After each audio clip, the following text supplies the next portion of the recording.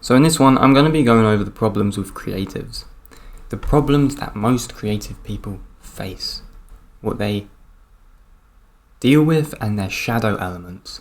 So when I mean shadow elements, I usually mean, or in this video I'm going to be referring to them as the things in which are not integrated with themselves but repress their ability to truly express themselves with their creativity. So there are, you could say, a set of common shadow elements of the creative person. So the creative archetype, the creator, the mystic, let's say.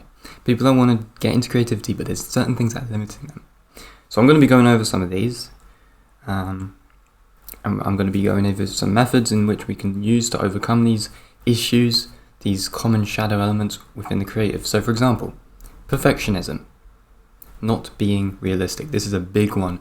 Realism versus idealism within the creative, within the mind of the creative. That's a big one. Another one is things like being emotionally frustrated with disagreements around their ideas and therefore not having humour in their daily life and being extremely serious with everything that they do. They don't take things lightly. And this is another big thing. This is massively linked to a lacking in realism with compared to their idealism. And another one is a higher sense of superiority over reality in the real world, which could be expressed in like a fawning and a preferring of fantasy and idealism again, and then procrastination, which is a very common one. So these are some common shadow elements within the creative. But some fundamental problems with the creative, and these are things I've experienced as well. These are things I've tried to deal with and I've overcome. And one of them is something you could call idle emulation. And this is really something that comes from a lack of self-encouragement, courage, a lack of self-confidence or low self-confidence, low self-esteem, and ultimately a invalidation of oneself with our abilities. And now this is, through my experience, I had this when I was very younger. I mean, when I was 15, 16, 17, 18, around that period, I was trying to achieve a state of creative uniqueness, authenticity.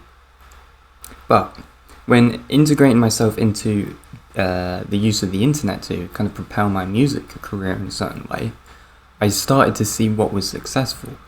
Algorithmically, I started to see what was successful, and I was like, right, that's successful. So therefore, maybe what I'm doing is not as good as it could be because these other people are doing certain things. They're obviously garnering more attention and it must be better. So what I ended up doing was I was trying to, and this is what restricts your creativity because you're not allowing your own authentic self to come forward and go through the process. So what I started doing was I was looking at these other musicians or these other people who were successful, and I was emulating them, or I was trying to emulate a style in which they existed in, trying to emulate their style. And this is the kind of like the inversion of imposter syndrome. Imposter syndrome is kind of like, you know, when you think you're a fraud or you think you're doing something you're not supposed to do because you have a low self-esteem, a lack of confidence. But this is kind of like the inversion of imposter syndrome, where you're like, I'm not good enough, but I want to emulate this other person because I want to achieve that state of prowess or that state of achievement. And this is when, again, like I was saying in the other videos, you really got to fundamentally deduce your first principles to why you're doing these things. But my personal experiences with that, so when I was doing a lot of music, I was like trying to figure out, you know, what would be most preferable to be seen by other people, or what would the audience online like to see. And this wasn't exactly towards my own ability or my own preferred sense of authenticity. I was kind of sacrificing my authenticity for this. And this is something that happens often. And this is usually from a place of low self-confidence. People are saying, well, if this person's doing this and they're doing better, then maybe I need to do that so that I can do better. I'm not good enough. And then this whole process of having this negative self-perception comes in. And a lot of people deal with this. They usually go through this and then they have to find themselves again to be like, right, this is my style, this is how I do it, this is completely true to me. And I went through this, and this actually caused me to kind of fall out of love with creativity. Not with creativity per se, but with more music. I kind of fell out of love with it because I was like thinking, well, I like doing this kind of music, but then maybe I want to deviate a little bit. But if I deviate, then I'm going to be kind of sacrificing the genre of me. Because it's the thing when you do music or you do anything like that. If you're a writer, if you're a creative writer, if you're a novelist, or if you're trying to be a novelist, or you're trying to do any of these things, you get into this situation where you're like, well, what if I want to do something different that isn't exactly the same as the thing I've been doing continuously for like years and years? And this is the thing, it's like, oh, the fan base won't like it. The fan base, they won't like what I'm going to do. And this is actually a thing that happened. Like I was doing the instrumental kind of like progressive rock music under the pseudonym of Flickerate. And I was doing that, and it was multi-instrumentalist music, and it was all, I was playing all the instruments, I was doing all the stuff, I was selling records, I was getting reviews in these different online rock reviewing websites, and they were really good and stuff, and then I was like, damn, I want to kind of change my style, I want to maybe go and produce an instrumental electronic album. And I did do that, but I never released it. But even if I did, this whole thing of like, oh, right, you've got this kind of ego that is perceived by others, but if you didn't go against it, then the fan base or whatever is not going to like it, and this is the problem.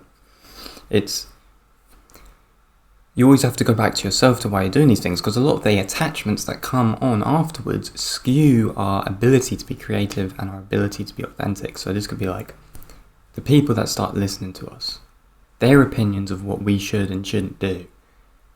You know, how that restricts our impulse to do different kinds of new things, which is the whole point of being creative, is to create new things, to be the Promethean, to, you know, snatch the fire from the gods in a sense, and to direct our own kind of ascension towards something which we want to do. So this is a big kind of problem, and it's all kind of linked into idol emulation, forms of maybe imposter syndrome, low self-confidence, you know, not validating ourselves, not thinking we're good enough and all of this. And that's a big problem that I see with a lot of people. Now another one is like not being able, and this is I think very common for people who are creatives, but they don't realize their own creativity.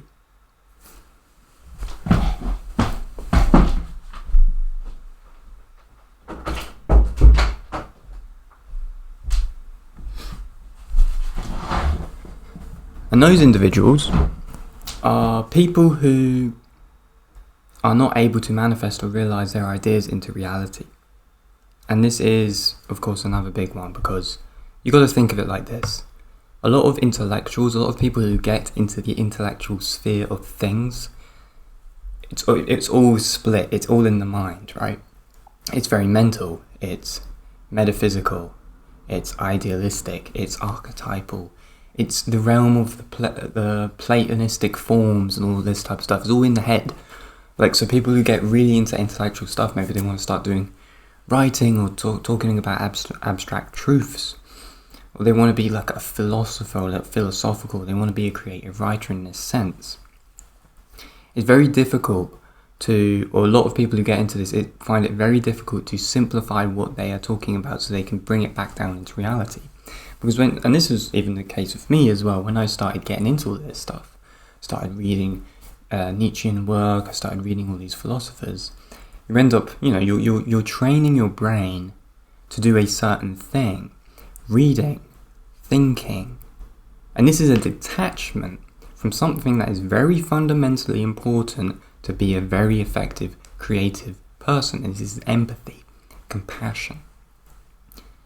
And only those things, empathy and compassion, can be realized through the body, through the felt experience. So how do we simplify things? We simplify things through the felt experience. For example, how do we teach effectively? How does a teacher effectively teach? They use metaphor analogy. They use these basic teaching principles that's about getting an abstract truth and an abstract idea and bringing it down into the felt experience of reality. Process is a process of digestion. You have to think of it like that as well. When you eat something, you don't just swallow it, you have to chew it up, you have to digest it. So it's the same thing when it comes to trying to teach somebody something in a simplistic but effective way, they have to digest what they are being taught. And metaphor and analogy is very useful in this type of sense. As an example. And you can also think of, well, okay, what is the most beautiful storytelling that's ever been existent in our human reality, right? You can think of that as well. And when you think of that, you think, well, okay, scripture, biblical scripture. It's fascinated people and researchers for thousands of years, for hundreds of years. And there's this argument now in debate where atheists and theists are now arguing, and it's been quite common now that, the form of truth that religious scripture represents is metaphorical truth. And this is why it's so powerful, because it brings us back into the felt experience. It brings us back into the understanding of being human. Metaphorical truth. Because a lot of people say, well, is the scripture of the Bible truth, as in empirical truth, or truth as in fact, history? Or is it metaphorical truth? Is it storytelling, effective storytelling? And the most effective storytelling is when we infuse our writing with metaphorical truths where the metaphor brings us back into the reality of the felt experience in which we can all understand. And it gives us a deeper sense of the kind of archetypal structure of what we are reading and how it affects our being and our existence in this world. So what is the best way to simplify things back down into reality? If you're a creative individual and you're struggling to write something, or you have these ideas of writing this big, fantastic, idealistic book, again back to idealism, but we struggle to even write one chapter, or like how to structure the character or anything like this, there's some fundamental ways of overcoming this problem. And this is by going through the felt experience. Creative ideas need to be grounded. They need to be grounded in the real world. And this is something that Nietzsche was absolutely, screaming from the rooftops of this type of information and this way of being creative, or even a way of writing, is 10 rules for writing. Was that, you need to, the more abstract the truth, he says, quote, the more one must entice the senses. The senses, the felt experience, because there's nothing more beautiful than our experience of the felt experience. When we think back to memories of what we did, could be like, what the most meaningful memories that we have had that really give us reminiscence and euphoria or awe about, human nature and existence itself, It could be, in relation to, your lover, the woman that you're in love, the man that you're in love, and the connection that you made with that individual, the connection that you still have with that individual. Or it could be about, the things that you did when you were a kid, when you were out exploring the world, when you were younger, and you're getting up to all sorts of mischief and trouble. Or it could be about a thing that you went to experience, something that you went to see that affected you emotionally and empathetically. And this is the truth. This is where meaning is found. This is where purpose is found. This is where powerful expression is found. And this is where he says, even Nietzsche, when he talks about style, when he talks about writing style ought to prove that one believes in an idea, not only that one thinks it, but also feels it. You need to feel what you are saying. And this is so important. And this is what you get with the show and tell technique, because when I was saying this in a previous video, is that when you show something, you're being robotic, and you're just showing the process of how something is achieved, and there's no expression of the human condition in that. But when you tell the emotions that the individual's feeling, when you come from the introspective third observer, and you're writing from that perspective, and you're expressing the emotion, you're expressing how they feel, what they see, what they smell, the senses. This is what is important, because this is our state. This is how, and this is fundamental when it comes to empathy, because think of it now, our culture is in a situation where we as a culture are so against empathy, we're so against compassion. Because what do we have now as our cultural reality and our cultural input today when it comes to people creating observations or seeing things? We have woke culture. And woke culture is all about the ego and how the ego is the highest value when it shouldn't be. The highest value should be of a shared value, which is empathy, because when we have empathy, we can actually relate with other individuals when we're writing about something. And this is the thing, the reason for this is because most people are selfish, of course, by nature. But what is necessary is that we tap back into our empathy and our compassion so that we can relate with others and exist in the law of mutual relation, so that we're not talking over each other for no actual reason other than our own and our own ego. This is why you have woke culture, you have all these isms that people attach themselves to, and there's nothing of the same kind of reality where we're sending ourselves towards a shared value. This is why I bring up things like architecture, where we see the architecture that we look at with such inspiration. That architecture was built when there were shared values. It could have been religion, it could have been anything like that, mostly religion, or some sort of religious mythos that it was, going towards and ascending towards. That's why you have the sacred geometry. You have the beautiful carvings of these anatomical figures. You have the symmetry of these different angles, and the understanding that sacred symmetry and geometry would actually come off as a healing power, because it would not only... The reason why it would come off as a healing power is because it would inspire you. It would inspire the community in which you're in. But now, when you want to go see these places, you have to pay money to go and see them, as if you're not allowed to experience what was built for you to experience when you go to these cities or you go to these communities and things like this. But the fundamental thing here, and this is why it's so bad, because the highest value now is the ego or the persona. We're running around, we're chasing things which are constantly either not truly there but are disappearing, like money. And there's no time to stop and feel. People don't stop and feel themselves. They feel their own reality within them, their own internal dialogue. And this is why we get loads of projections. We get loads of people projecting their opinions, or there's loads of double standards when it comes to all sorts of things, because people are never actually sitting with themselves and feeling the reality that they are existing in. Because the culture doesn't prioritize that. But this is what my society does prioritize.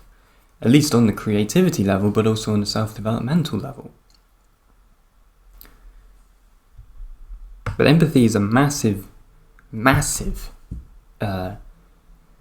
key to unlock the door to actually being an effective creative individual, because you need to write something that is beyond yourself. You need to write about something that is beyond your reality, or beyond your ego, beyond your ideals. And we have now these, as I was saying, these isms like feminism, third wave feminism, fourth wave feminism, modern critiques or postmodernist critiques of how the world works, and why men are bad, toxic masculinity, all of this type of stuff. But there's no such thing as toxic femininity and all of this. And it's like, it's interesting because the psyche of where these critiques are coming from, where these modern books are coming from, that are coming out from these sociologists, or these sociologist thinkers and writers, where is it truly coming from? Is it coming from a place where they want to unify people under shared values, or is it coming from a place where they simply want to critique people because they believe that their ego and their opinion is much more powerful than anything else? And this is the thing, it's just loads of opinions about this and that.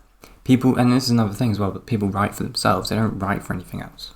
And this is fundamentally what would make you a good writer. If you're writing about something else, you're writing about something that affects us all, affects humanity, affects something that is of topical discussion, that is of necessity. Like, even if you think of some really great writers, like the guy who wrote Dune, or the person who, like, even when it comes to fiction books, the guy who wrote Dune, Herbert, what was his name? Herbert Spencer? No, it wasn't Herbert Spencer. The Dune author. Who was that? Because he was a massive Frank Herbert. Yeah, Frank Herbert. He was a massive advocate for Jungian psychology as well, and he got a lot of influence. A lot of his writings were influenced by Jungian psychology. And you see many interviews, and if you read the books as well, that there's this massive influence of the psychological component within the fiction books. And this is powerful because he's not writing for himself, but as just an example, the best books are about things that are written for us on a collective level, things that are meta, things that are, existential, things that are of a shared reality. This is what makes an effective writer, an effective creative individual. When we're coming from a place where we need to write from a shared value or a shared experience that we all have. This is what really creates a powerful writer or a creative individual, because it's coming from a place of empathy and compassion, because you're having compassion for the reality in which you live in. It's not something where you're opinionated and you believe that your opinion is so emphatically correct, like Karl Marx, who's going to be like, well, my opinion about how society should be built is based upon my opinion, and there's, and then obviously look what happens. Look what happened from that. It's idealistic. Karl Marx was an idealistic individual, and because of his idealism, was so high up in the sky and not grounded, when he put it into practice, it didn't work, and it caused extreme amounts of destruction. This is the thing, people living in fantasy, people living in idealism, not being realistic with what they are dealing with and the qualities that they have. But yes, it's having an impressive imagination, but oftentimes being unable to put it on paper, not being humble with the ideas that you have in relation to the world, and being naive to the process of creativity itself, because it is never simple in practice. Nothing is simple in practice. We believe it's simple in practice, but when we actually do it, it's not. That's why mastery takes practice. So you might be asking, well, so you're saying, humility. I'm not talking about Christian institutionalized humility or anything like that, but I'm talking about humbling oneself into this world. So for example, if there's someone who is very idealistic about their abilities, someone who has all of these idealistic ideas about what they want to create and all this, it's all stuck in their head, it's all up here. Nothing down here, is all up here. So how do we get what's up here down to here? We have to be humble. And the only way of being humble is to humble yourself by disciplining yourself into the felt experience. You have to make a foundation for yourself on the felt experience. And this is what people are already doing in the program.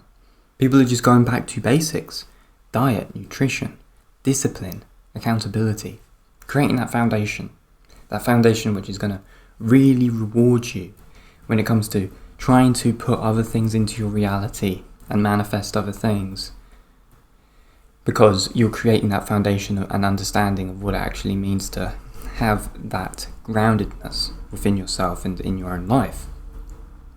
So it's humility. You have to be humble. You have to go, like we're saying, go to the gym, get healthy nutrition, work out, take up something like martial arts. Then you'll be able to develop a foundation that will offer you up a practical, real world chance for change by applying yourself to the felt experience of reality. You know, what do these things do for you? When you go and, for example, if you go to the gym, what are you doing? You're grounding yourself in the felt experience of lifting weights and doing these exercises. And therefore you're actually learning so many new things. You're learning what it means, what the first principles of these things are, how things really truly work in reality when it comes to actually putting the work in and having practice and seeing growth and development in your health and developing a discipline with that. And then by learning that, you can then put that and transform that on top of when it comes to your creative process or the creative work that you want to do. Which would be simply like, yeah, you might have this idea of writing this big book and it might be really profound, but have you written the first chapter yet? Do you know how the character's going to work? Write small stories. Have you written any small stories? And then when you've written those small stories and you've gone through the process, then you could maybe think of maybe saying, well, okay, let's try and give it a go with building up a book that over time, you know, things will start small, but over time it will get bigger and bigger. And then maybe hopefully you can get a cohesive draft of something that you'd be happy with. It's building things from small disciplinary steps over and over again, and it's this idea of being humble and accepting yourself as you are now that really allows you to take the next step, because it's an acceptance. People don't, you know, we have these idealistic wants and desires when it comes to our lifestyle, but before we can even get to something like that, we need to accept the situation that we're in now. Do you not enjoy your life? Do you not enjoy the lifestyle that you're in? You're eating bad food, you're not healthy, you have poor discipline, you can't orientate yourself around time structures or structuring your day, all of this stuff. Accepting that will then allow, that acceptance itself will allow you to be humble within the reality that you're in now, and then the next steps can be taken to increase your proficiency in those things. So that's a big thing. That's a big thing. Idealism versus realism. It's one of the biggest issues that the creative has. And that's where it comes back to the shadow problems, because the idealist is looking at their reality and like, well, my reality is not this and that. Therefore, they get emotionally frustrated with their reality because they're so obsessed with the ideas that they have. And because they're emotionally frustrated, they're getting frustrated because they see their reality in front of them. Like, well, this is nothing of the idealism I enjoy within my own mind and in my own mental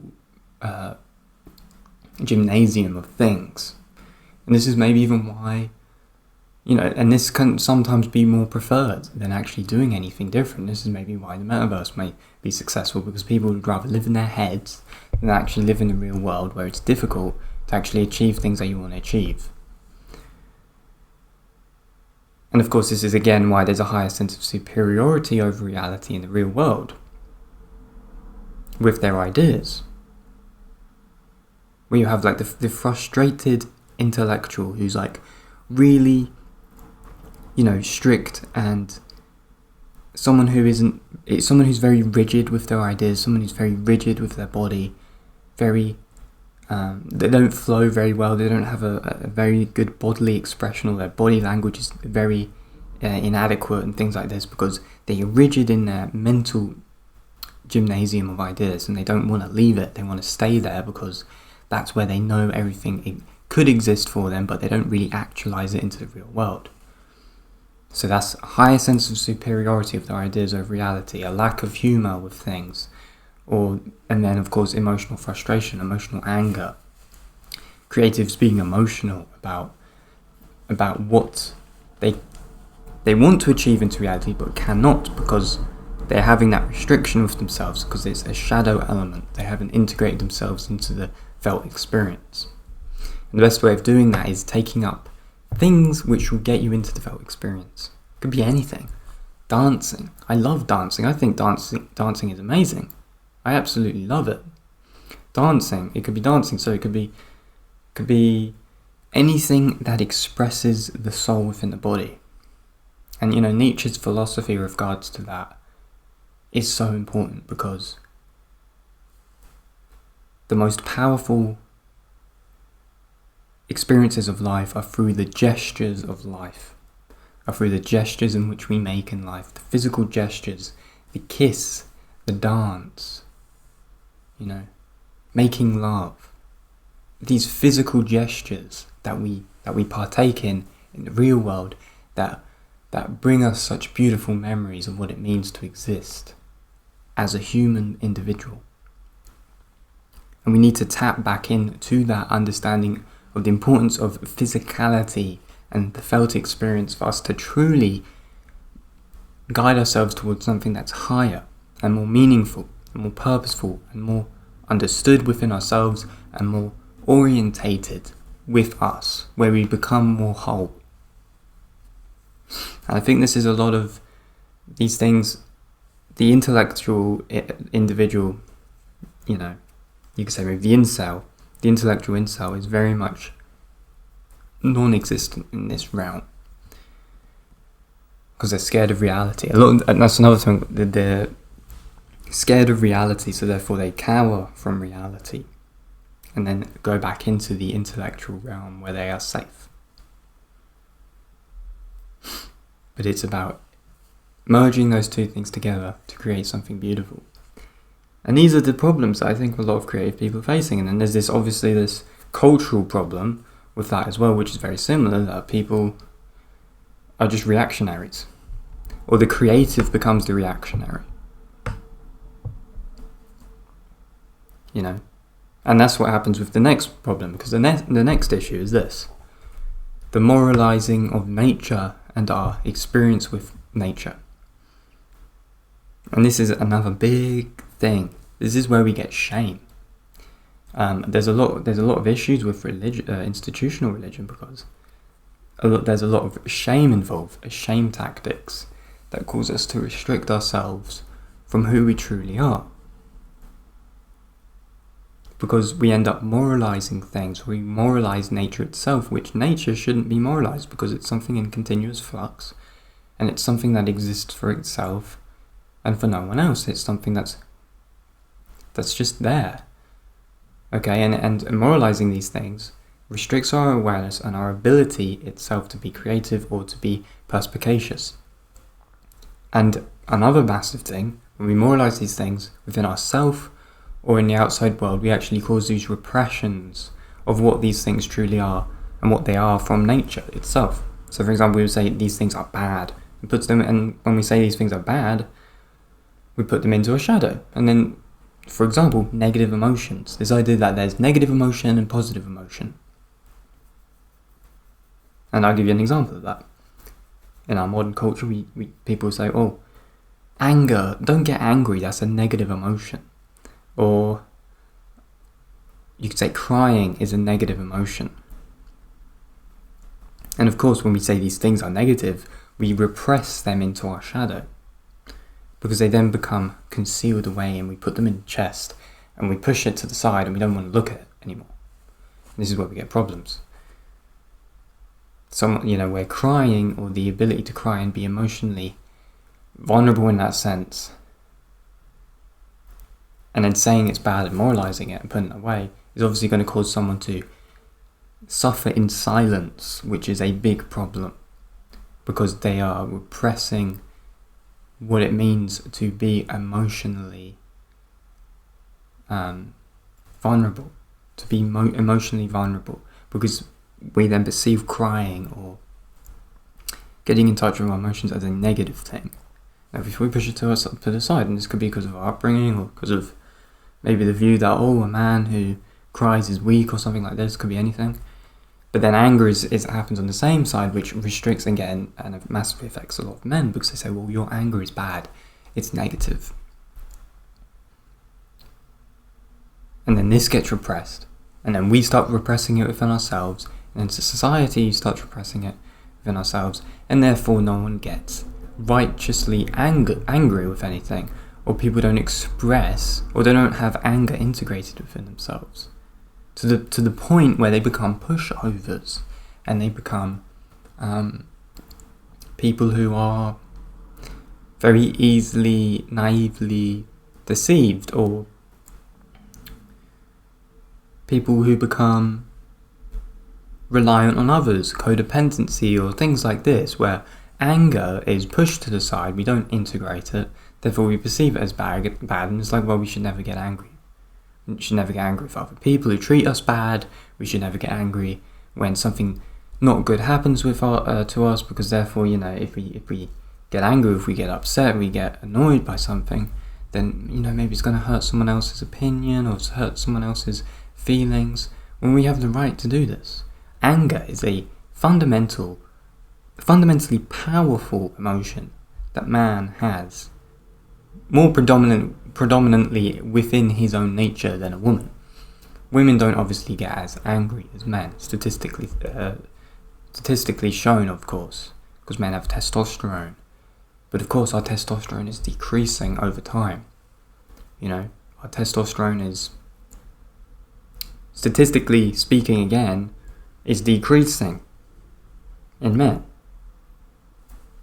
This is for many reasons, but you've also got to think of it like that. It was like, well, if we were to live in some sort of authoritarian regime, then it's best to, make sure that men are not angry anymore, and they don't get triggered by anything, and this is the thing, if we have a shared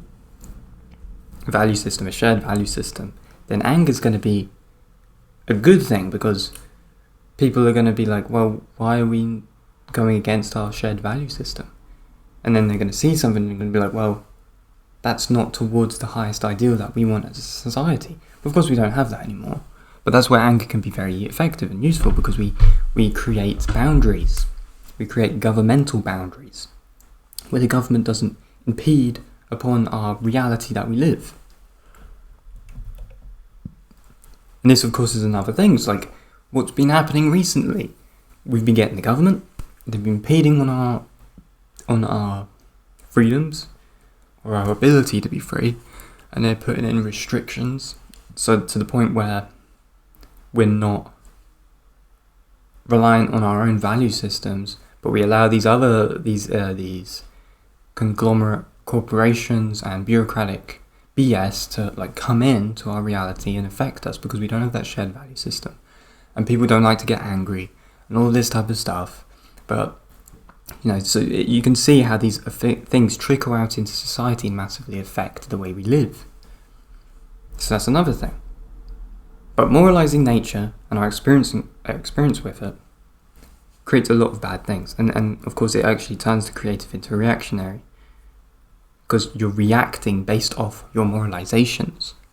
You're reacting off of the basis of what you think is bad and good, right and wrong, all this type of stuff, and the isms that you associate yourself with. And of course we can see that most people are less creative and more reactionary. Even the people that say they're creative, but they mostly produce reactionary books, reactionary critiques of society, reactionary videos on YouTube. No one actually is trying to guide anything forward in a Promethean way for a better future. It's more just reactions. And the reaction comes from an emotional foundation where you're saying, this is good, this is bad, this is why I don't like it, this is why I like it. And then that's the reactionary lifestyle, that's the reactionary individual. If they didn't have these kind of ways of perceiving nature in these emotional ways, then they would be more creative, and they'd try and find solutions, and they would understand the laws of nature and how these things work. So again, like I was saying, it's very much important to get that emotion predicated into your writing and your abilities to write, because the best experience that you ever have is the experience that you have in the felt experience. These are fundamental things. So for example, Nietzsche, 10 rules for writing. Of prime necessity is life that style should live. Style should be suited to the specific person with whom you wish to communicate. The law of mutual relation. First, one must determine precisely what do I wish to say and present before you may write. Writing must be mimicry. Since the writer lacks many of the speaker's means, he must in general have for his model a very expressive kind of presentation of necessity. The written copy must appear much paler. The richness of life, this is another big thing, the richness of life reveals itself through a richness of gestures. One must learn to feel everything, the length and retarding of sentences, interpunctuations, the choice of words, the pausing, the sequence of arguments, like gestures, the felt experience. Be careful with periods. Only those people who also have long duration of breath while speaking are entitled to periods. With most people, the period is a matter of affectation. Style ought to prove that one believes in an idea, not only that one thinks it but also feels it. The more abstract the truth, which one wishes to teach, the more one must first entice the senses. Strategy on the part of the good writer of prose consists of choosing his means by stepping close to poetry, but never stepping into it. It is not good manners or clever to deprive one's readers of the most obvious objections. It is very good manners and very clever to leave it to one's readers alone to pronounce the ultimate quintessence of our wisdom. So these are very fundamental rules, and I would definitely recommend you guys look these up if you're trying to write effectively, and then think about the things that I've just previously said in this video, because they all tie into this, and they're very fundamentally true. If you enjoyed this video and you feel like it resonated with you on a level of magnitude, and you feel like procrastination is also something that you are dealing with, and you're always following and falling down a convenient path that is always easier and never actually good for you, and you want to break the cycles of procrastination that you're constantly in, and you want to stop giving yourself away to these easy, simple pleasures that don't fulfill you, and you want to work on developing your own decentralized freedom when it comes to building good habits for yourself, then sign up for a free consultation call down below with me, and we can talk about the methods and the techniques that you will need to know so that you can develop those aspects of yourself to reach a greater, higher potential. So with that said, make sure to click on the link in the description below, and I look forward to talking to you very soon.